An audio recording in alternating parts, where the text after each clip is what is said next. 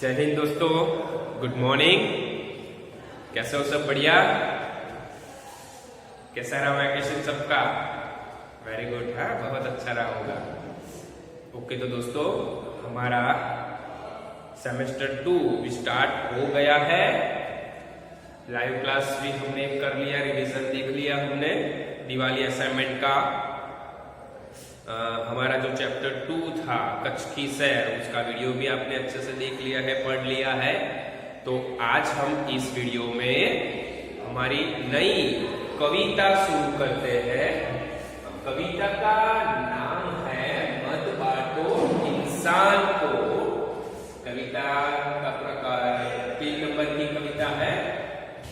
कविता का नाम मत बांटो इंसान को है। कविता के कवि है विनय महाजन जी।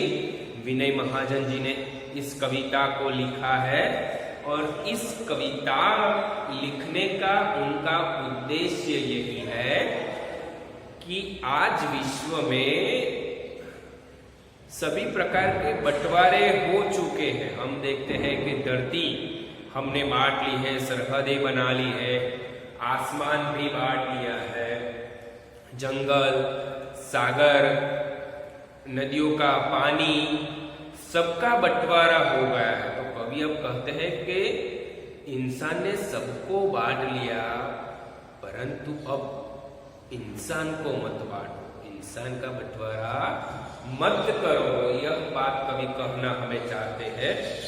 इसके लिए कवि ने अलग अलग उदाहरण भी यहाँ पर दिए हैं।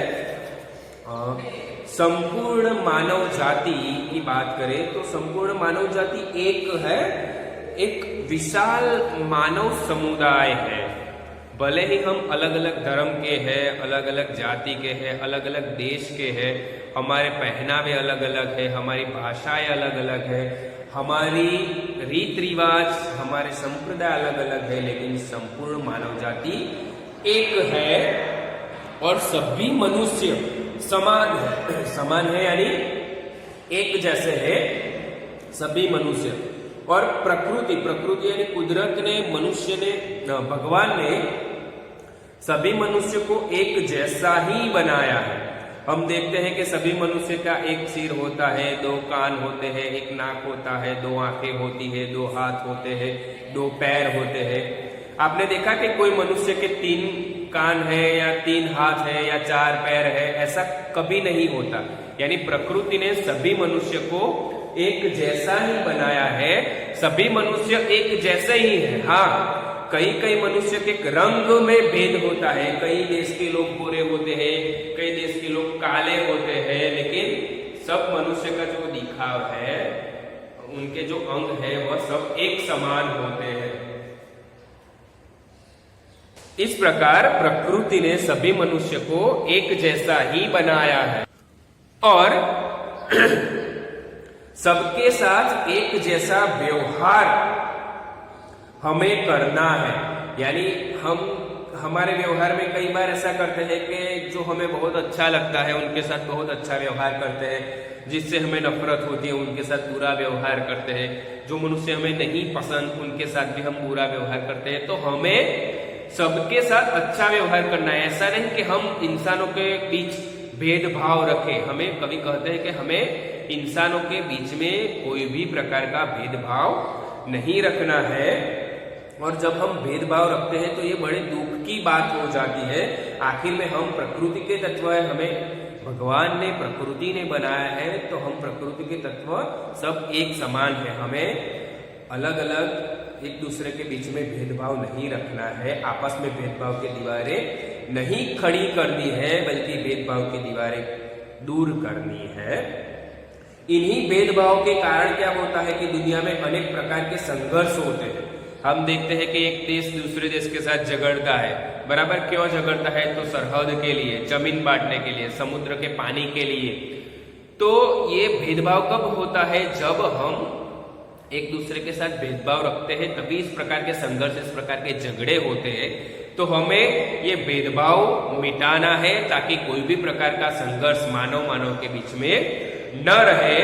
प्रकृति की इस कविता में कवि ने हमें यही सीख दी है कि हमें भेदभाव भुलाकर सबके साथ एक साथ मिलजुल कर रहना है और हमारे इस सुंदर पृथ्वी का विकास करना है। बराबर। तो मिलजुल कर रहने की प्रेरणा, मिलजुल कर रहने की सीख हमें इस कविता मत बांटो इंसान में से मिलती है।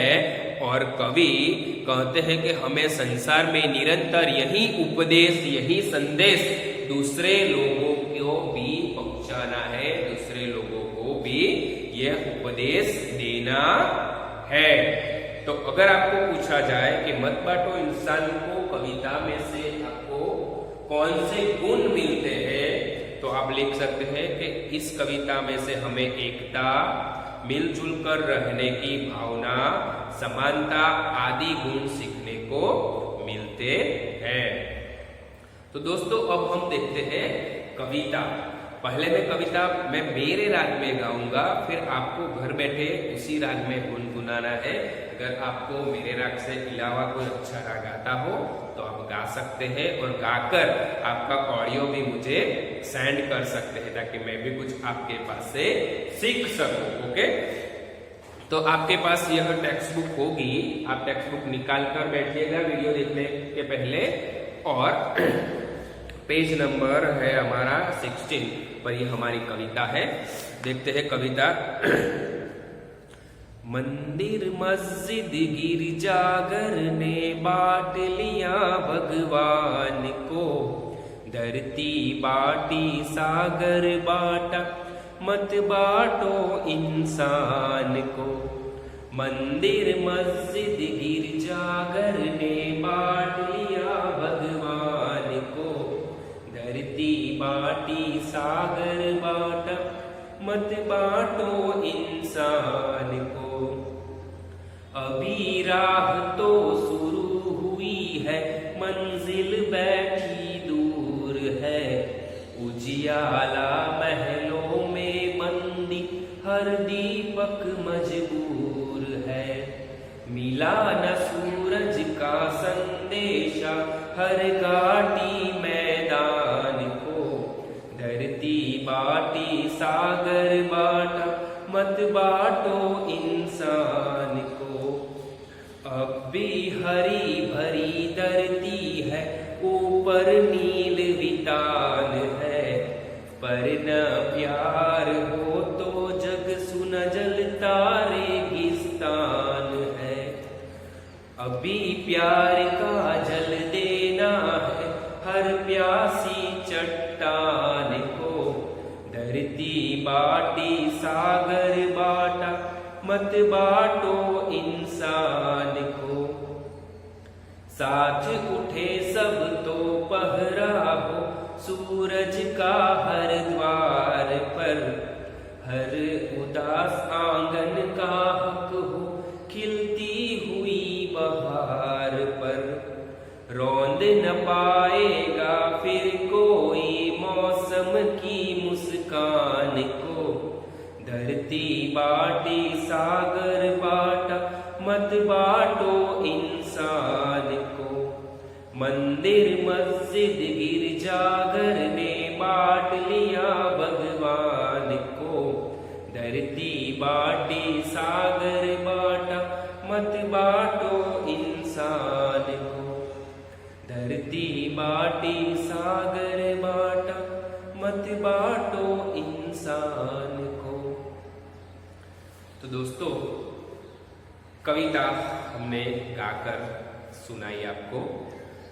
आप घर पर इस राग में कविता गाना, गुनगुनाना, ताकि आपको कविता का मुख्य पाठ भी हो जाए, कविता याद भी रह जाए, और जब परीक्षा में काव्य को पंक्ति पूर्ण करो का प्रश्न पूछा जाए तो आपको वो कविता फटाफट से आ भी जाए। ओके, तो अब हम कविता का एक एक परिच्छेद अपनी भाषा में समझेंगे, कविता का अर्थ देखेंगे, कवि ने काव्य में जो शब्द प्रयोग किए हैं उन शब्दों का अर्थ देखेंगे, और कठिन शब्द यहाँ पर मैंने ग्रीन बोर्ड पर हमारे लिखे हुए हैं। जिस प्रकार शब्द आते जाएंगे मैं आपको उनका अर्थ बताता जाऊंगा। आप शब्दार्थ अपनी कॉपी में लिख लेना, ताकि जब समानार्थी शब्द पूछे जाए या शब्द के अर्थ बताए जैसा प्रश्न पूछा जाए तो आपको वो अर्थ फटाक से आ जाए। पहले तो मैं आपको इस कविता में जो चित्र है उस चित्र की बात कर देता हूं। आप देखते हैं कि कविता में यह चित्र दिखाया गया है, बराबर। चित्र के अंदर अलग अलग धर्म के लोग दिखाए हैं, जैसे कि हिंदू धर्म, इस्लाम धर्म, क्रिश्चियन धर्म, सिख धर्म, जो हमारे भारत के प्रमुख 4 धर्म है, हिंदू, मुस्लिम, सिख और ईसाई। ज्यादातर हमारे भारत में ये 4 धर्म को मानने वाले लोग ज्यादा रहते हैं, और ज्यादा हिंदू धर्म के लोग हैं, फिर मुस्लिम धर्म के, फिर सिख धर्म के और फिर इस्लाम धर्म के। तो दोस्तों, हमारे हिंदू धर्म का धार्मिक प्रतीक है ओम, बराबर। ओम हमारे हिंदू धर्म का धार्मिक प्रतीक है। इसी प्रकार इस्लाम धर्म का धार्मिक प्रतीक है चांद और स्टार। इस प्रकार का ये हमारे हिंदू धर्म का धार्मिक प्रतीक है ओम, बराबर। और इस्लाम धर्म का धार्मिक प्रतीक है चांद और स्टार। फिर ईसाई धर्म यानी क्रिश्चियन धर्म का धार्मिक प्रतीक है क्रॉस, बराबर। और सिख धर्म का धार्मिक प्रतीक है इस प्रकार का उनका धार्मिक प्रतीक है सिख धर्म का, त्रिशूल के समान। तो इस प्रकार ये चारों धर्म के धार्मिक प्रतीक है।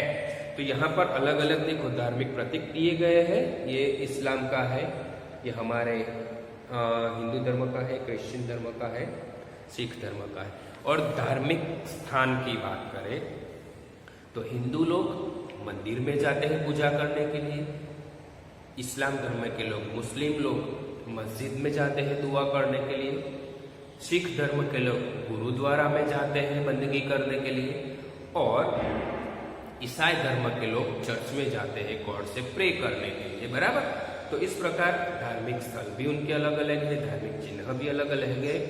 और धार्मिकता की बात करें तो हम उनके पहनावे भी थोड़े अलग अलग हैं। हम हिंदू धर्म के लोग कैसे धोती और कुर्ता पहनते हैं, इस्लाम धर्म के लोग सलवार कमीज पहनते हैं, पूरा पठानी पहनते हैं, बराबर, पूरा कुर्ता और नीचे लहंगा पहनते हैं।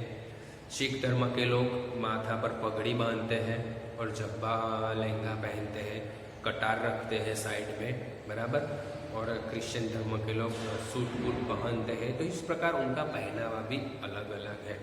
तो कवि हमें कहना चाहते हैं कि भले ही हमारे धर्म अलग है, हमारे धार्मिक प्रतीक अलग अलग है, हमारे धार्मिक स्थान अलग अलग है, हमारे पहनावे अलग अलग है, लेकिन आखिर में हम इंसान हैं और हमें इंसानियत रखनी है। दूसरों के साथ कोई भी प्रकार का भेदभाव नहीं रखना है, बिना भेदभाव के हमें समानता से रहना है और हमारी पृथ्वी पर बहार लानी है। बहार यानी वसंत ऋतु। वसंत ऋतु हम देखते हैं तो तब बागों में हरियाली छा जाती है, अलग अलग प्रकार के फूल खिले होते हैं। तो इस प्रकार फूलों की तरह हमें पूरी धरती को महका देना है, कभी कहते हैं। देखते हैं पहला परिचय।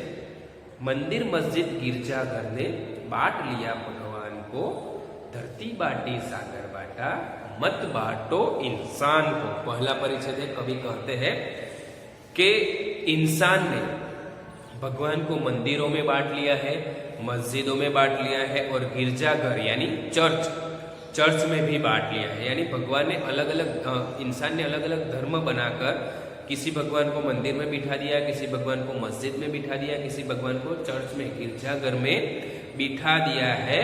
और इस प्रकार इंसान ने क्या किया है, भगवान का बंटवारा कर लिया है, भगवान को बांट दिया है। कवि कहते हैं कि दुनिया लोगों के लिए एक है, बराबर, पूरी दुनिया एक है, दुनिया के सब लोग एक है, भगवान भी एक है, ईश्वर। सभी धर्म के लोग प्रार्थना करते हैं और कहते हैं कि ईश्वर ऊपर है, भगवान ऊपर है। हमें किसी ने भगवान को देखा नहीं है, फिर भी हम कहते हैं कि भगवान ऊपर है। इस्लाम धर्म के लोग, हिंदू धर्म, क्रिश्चियन धर्म, सिख, सभी लोग कहते हैं कि खुदा ऊपर है, ईश्वर ऊपर है, प्रभु भगवान ऊपर है। तो ये सब एक ही तत्व है, भगवान एक ही है, परंतु हमने, इंसान ने उसे मंदिर में, मस्जिद में, गिरजाघर में आदि अलग अलग पूजा घर में आदि अलग अलग धार्मिक स्थानों में उनको बिठा दिया है, उनका बंटवारा कर दिया है, उनको बांट लिया है। इसी तरह हमने अलग अलग देश बनाया है, बराबर। अलग अलग देश बनाया यानी हमारा भारत, पाकिस्तान, अमेरिका, कनाडा, चीन, ब्राजील, सभी देश अलग अलग है।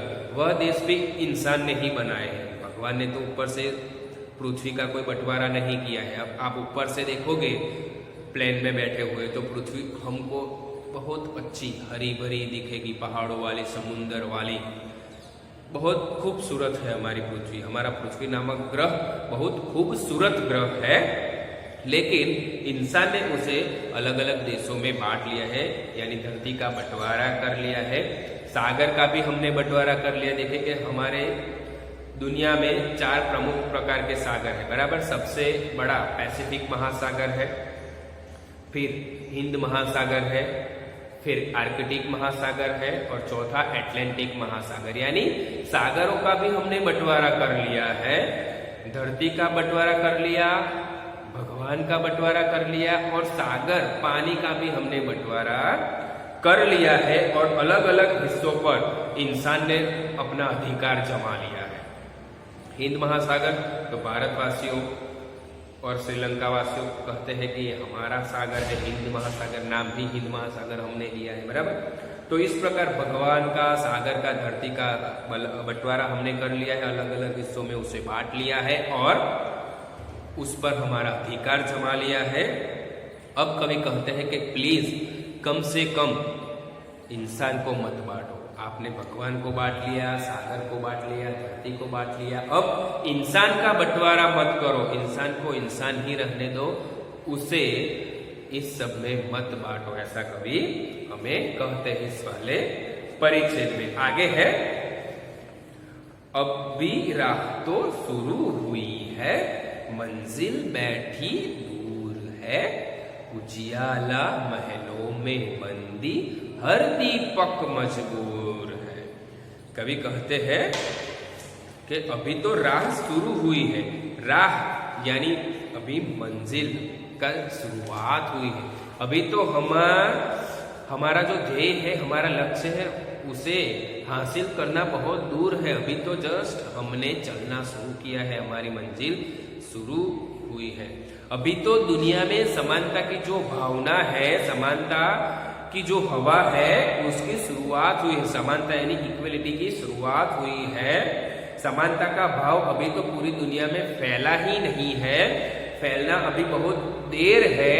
उसके लिए अभी बहुत हमें प्रयत्न करना, यानी बहुत मेहनत करनी है और मेहनत करनी पड़ेगी, क्योंकि उजियाला महलों में बंदी, हर दीपक मजबूर है। उजियाला इट मीन्स, यहाँ पर हमने लिखा है उजाला, रोशनी, बराबर। यहाँ पर 3 शब्द है। पहला हम देखते हैं राह यानी रास्ता। यहाँ पर मेरा थोड़ी मिस्टेक हो गई है, बराबर। रात नहीं, यहाँ पर राह। आप जरा सुधार देना शब्द। राह, राह का अर्थ होता है रास्ता, मार्ग। फिर बांटना यानी टुकड़े करना, विभाजित करना, भाग करना। तीसरा है उजियाला। उजियाला भी महलों में बंदी है, यानी उजियाला यानी उजाला, रोशनी। बंदी है यानी कैद है, गुलाम है, बराबर। रोशनी आज अमीर लोगों के घर में, धनी लोगों के घर में कैद हो गई है, उनकी गुलाम हो गई है। यानी बिजली की रोशनी अभी सिर्फ अमीर लोगों के घर तक ही पहुंची है। गरीबों की झोपड़ियों में आज भी अंधेरा है, दीपक जल रहा है। यहाँ पर लिखा है ना, हर दीपक मजबूर है। दीपक मजबूर है इट मीन्स गरीब लोगों के घर में अभी भी बिजली की रोशनी नहीं पहुंची है। आज भी गरीब लोग अपने घरों में दिए जलाकर, दिए की रोशनी से ही अपना गुजारा कर रहे हैं।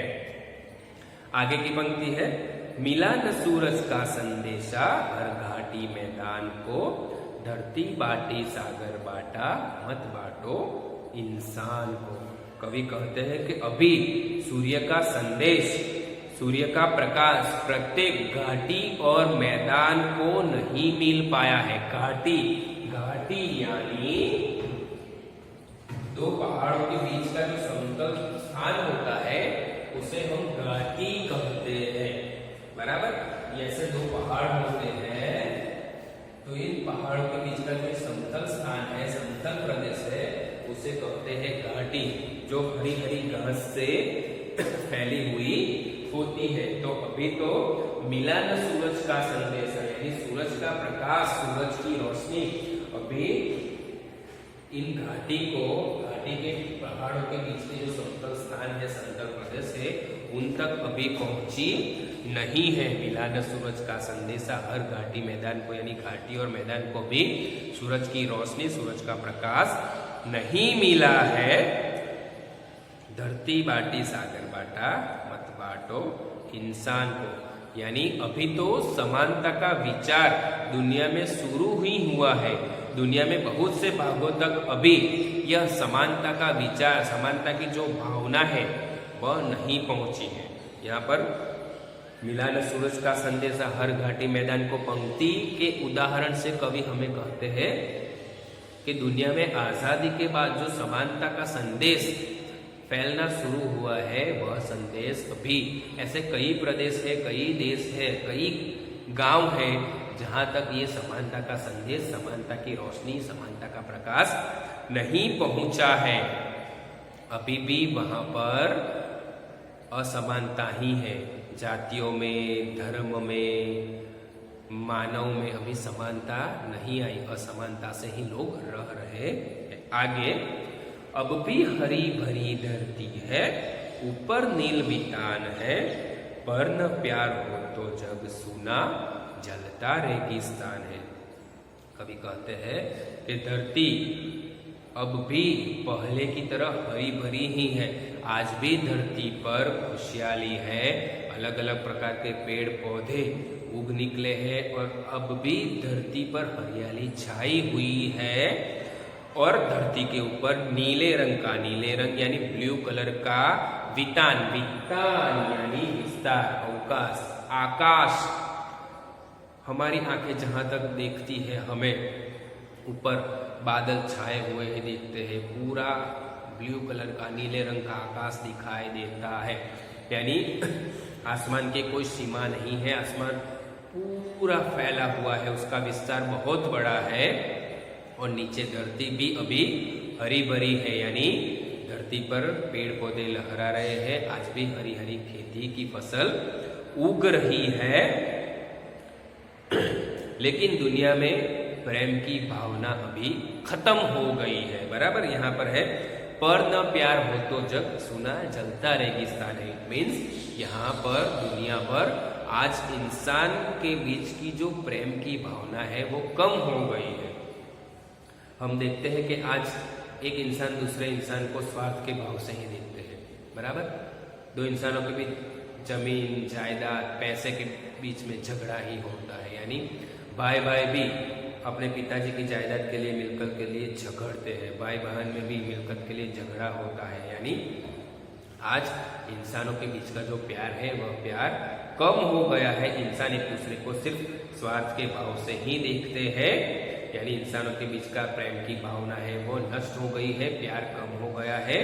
प्यार के बिना ये हरी भरी धरती भी हमें जलते रेगिस्तान की तरह दिखाई देती है। जलता रेगिस्तान, रेगिस्तान यानी रण प्रदेश।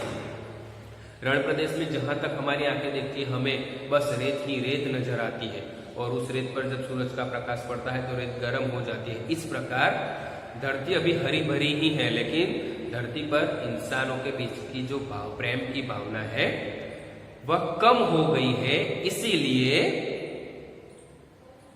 धरती हरी भरी की जगह हमें रेगिस्तान की तरह जलती हुई नजर आती है। बराबर, रेगिस्तान यानी रण प्रदेश, मरुस्थल, बराबर, चट्टान यानी शिलाखंड, बड़ा पत्थर। ओके, आगे, अभी प्यार का जल देना है, हर प्यासी चट्टान को, धरती बाटी सागर बाटा, मत बाटो इंसान को भी। धरती रेगिस्तान की तरह जलती हुई हमें दिखाई दे रही है, इसलिए हमें क्या करना है, धरती पर प्यार का जल देना है। प्यार का जल यानी समानता का प्रकाश सबको मिल सके ऐसा हमें कार्य करना है, सब लोग प्रेम से रहे ऐसा हमें कार्य करना है। और हर प्यासी चट्टान यानी हर मुरझाए हुए दिलों में, हर नाखुश दिलों में हमें प्यार का संदेश भरना है, प्यार की फुलवारी भरनी है। यहाँ पर चट्टान यानी शिलाखंड, बड़ा पत्थर, पहरा यानी सुरक्षा रखवाली। अब भी हरी भरी धरती है, ऊपर नील मैदान है, पर न प्यार हो तो जग सुना जलता रेगिस्तान है।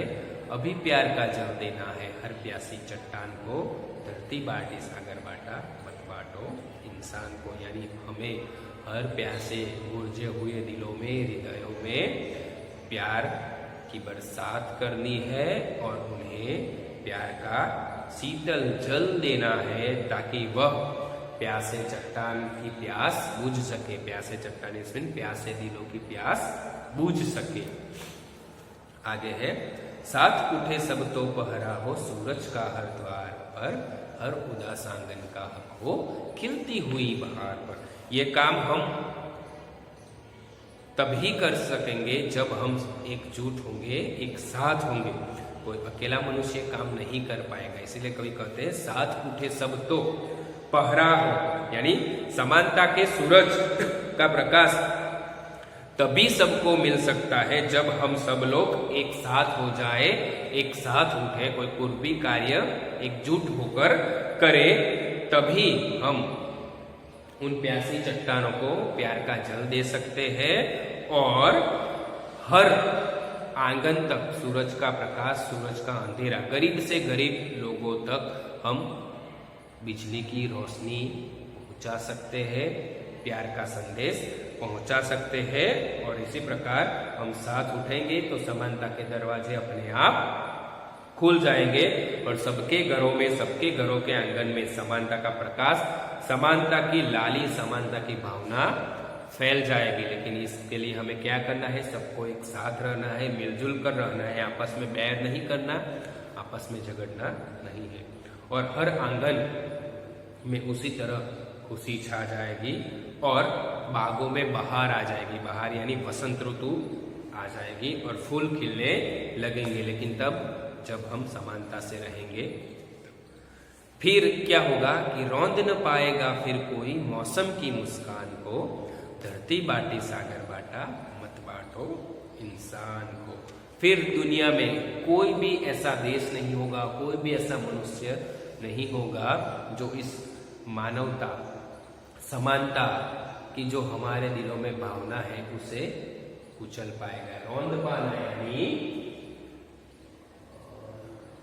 कुचलना, रौंदना यानी कुचलना। फिर कोई भी मनुष्य इस समानता की भावना को नहीं कुचल पाएगा। रौंद पाना यानी कुचलना, कोई भी नहीं कुचल पाएगा। विश्व में समानता का भाव फैलने पर कोई किसी पर जुल्म भी नहीं कर सकेगा, किसी पर अत्याचार भी नहीं कर सकेगा और कोई भी देश दूसरे देश को गुलाम भी नहीं बना सकेगा। सब आजाद होंगे, सब प्रेम से, समानता से रह सकेंगे।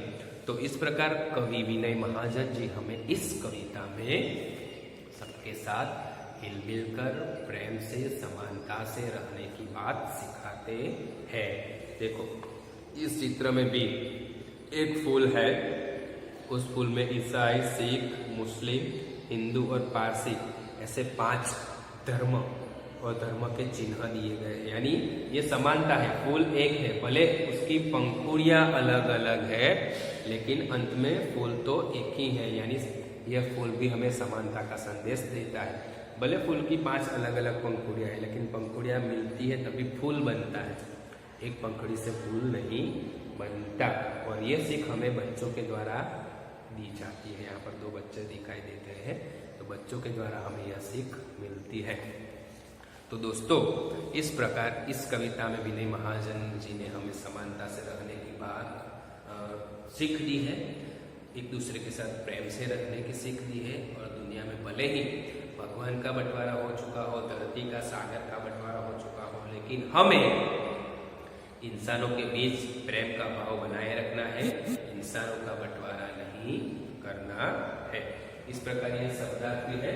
एक बार हम देख लीजिए, राह यानी रास्ता, मार्ग, बांटना टुकड़े करना या भाग करना, उजियारा यानी उजाला रोशनी, बंदी यानी कैदी गुलाम, विता यानी विस्तार अवकाश, चट्टान यानी शिलाखंड, बड़ा पत्थर उसे चट्टान कहते हैं, पहाड़ होते हैं, पहाड़ में से एक भाग अलग होता है, बड़ा शिला यानी भी पत्थर, बड़ा पत्थर उसे चट्टान कहते हैं, पहरा देना यानी सुरक्षा करना, रखवाली करना, बराबर, रौंदना यानी कुचलना, मंजिल यानी लक्ष्य, मजबूर यानी विवश असहाय, हर दीपक मजबूर है असहाय विवश लाचार, रेगिस्तान रण प्रदेश मरुस्थल, घाटी यानी दो पहाड़ों के बीच का समतल स्थान, बहार यानी सुखद वातावरण वसंत। तो आप ये सभी शब्द अपनी कॉपी में लिख लीजिएगा। अगले वीडियो में या फिर अगले लाइव क्लास में हम इस कविता का जो भी स्वाध्याय अभ्यास है उसके प्रश्नों की चर्चा करेंगे। मैं आपको नोट्स भी भेज दूंगा ताकि आप सब जो आंसर लिखे वह सभी के आंसर एक जैसे हो। मैं जब नोट्स भेजूँ तो उसमें से आपको सिर्फ अपनी नोटबुक में कॉपी ही करनी है, यानी सभी बच्चों के आंसर एक जैसे ही आए। तो दूसरे वीडियो में हम इस पाठ के जो भी स्वाध्याय अभ्यास के सवाल जाने उसकी चर्चा करेंगे। इस वीडियो में हमने इस कविता की समझ प्राप्त की, कविता का राग देखा। आप कविता घर में गुनगुनाइएगा और पढ़िएगा, कविता को समझिएगा। Okay, bye.